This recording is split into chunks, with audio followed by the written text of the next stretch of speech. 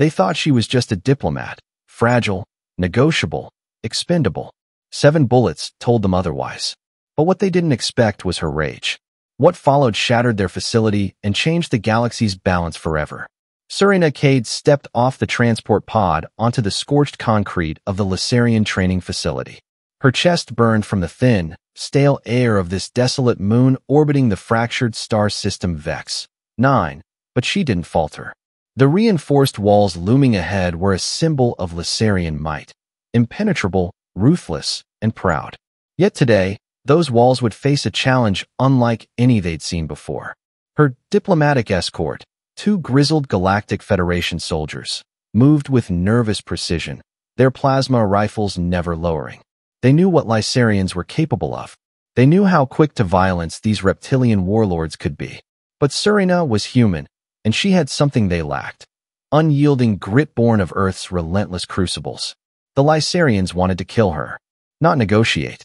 Not hear what she had to say about peace or treaties. They wanted a message sent loud and clear to Earth and the Federation alike. Stay out of Lysarian affairs. The moment she reached the massive doors, the air thickened with tension. The guards inside exchanged wary glances. Serena's diplomatic credentials meant nothing here. As she raised her hands in a gesture of peace, a sharp crack rang out. The first plasma bolt slammed into her left shoulder. Agony exploded through her body, but she barely faltered. Another shot, then another, 7 in total, each one puncturing her flesh, burning like fire and ice combined. She collapsed forward, blood spilling, yet her eyes blazed with defiance. Enough, she gasped, voice raw but fierce. I'm not here to fight. I'm here to end this war. Her words didn't calm them.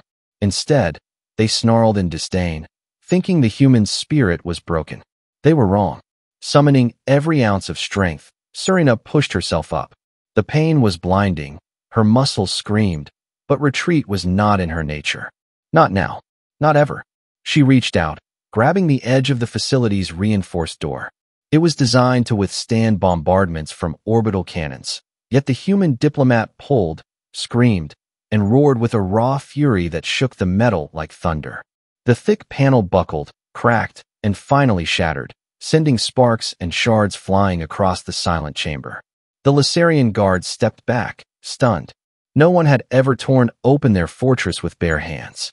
Not even their greatest warlords. Serena stepped inside, bloodied but unbroken. Her presence was a declaration, a living weapon forged in the fires of survival and loss. Around her, the cold, mechanical facility seemed to dim beneath the weight of her fury. She lowered her arms, the pain radiating through every nerve, but her gaze never wavered. I will not be your victim. Not today. Not ever. The leader of the Lysarian faction, a towering beast named Graxel, stepped forward, claws clicking against the metal floor. His voice was a guttural growl. You humans think yourself strong, but you are weak. You bleed. You die. You will leave here broken. Serena smiled, a dangerous smile that carried the promise of war and redemption. I am not just a human. I am Earth's last hope. And if you want war, you will find no one deadlier than me. Suddenly, a group of Lysarian soldiers lunged forward, plasma rifles raised. Serena didn't reach for her gun. Instead, with a speed that startled even the mercenaries, she sidestepped, grabbing the nearest attacker's arm and twisting it with brutal precision. The plasma rifle clattered to the floor as the soldier yelped in pain. Her other hand whipped out a compact combat blade, a gift from Earth's special forces, and in a blur, she disabled 2 more attackers, forcing the rest to hesitate. The training facility, built to churn warriors into killing machines, became a cage for those who underestimated a human diplomat's will. Graxel snarled, raising his blade to strike, but Serena was faster. With a leap born from years dodging death on Earth's battlefields, she landed behind him, pressing the cold edge of her blade to his neck. Listen carefully, she hissed. The war ends here, or you fall with your pride. The tension cracked like a whip. Graxel's eyes narrowed, and then, unexpectedly, he stepped back. You have spirit, human, but spirit alone does not win wars. Serena nodded, though pain lanced through her body with every breath. Then teach me. But if you refuse peace, you will answer to Earth. Her words echoed through the hall, a a challenge, and a promise. Over the next hours, Serena and Graxel talked.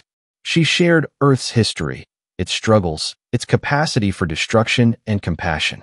He spoke of the Lysarian clan's endless blood feuds, their stubborn refusal to bow to any power. Slowly, the walls of hatred began to crack. The humans were not invaders here. They were survivors, warriors tempered by loss and hardened by hope. By dawn, a fragile truce was forged. The Lysarian training facility, once a symbol of unbreakable war, had witnessed something unprecedented. A human diplomat who survived 7 bullets, tore down their defenses, and shattered centuries of hatred with nothing but sheer will. When Serena finally collapsed, exhaustion finally claiming her, Graxel stood beside her, a reluctant respect in his eyes. "Perhaps humanity is more than we feared," he said quietly. "Perhaps you are the future." She smiled weakly, knowing the war was far from over, but also knowing something vital had changed. The galaxy would never look at humans the same way again.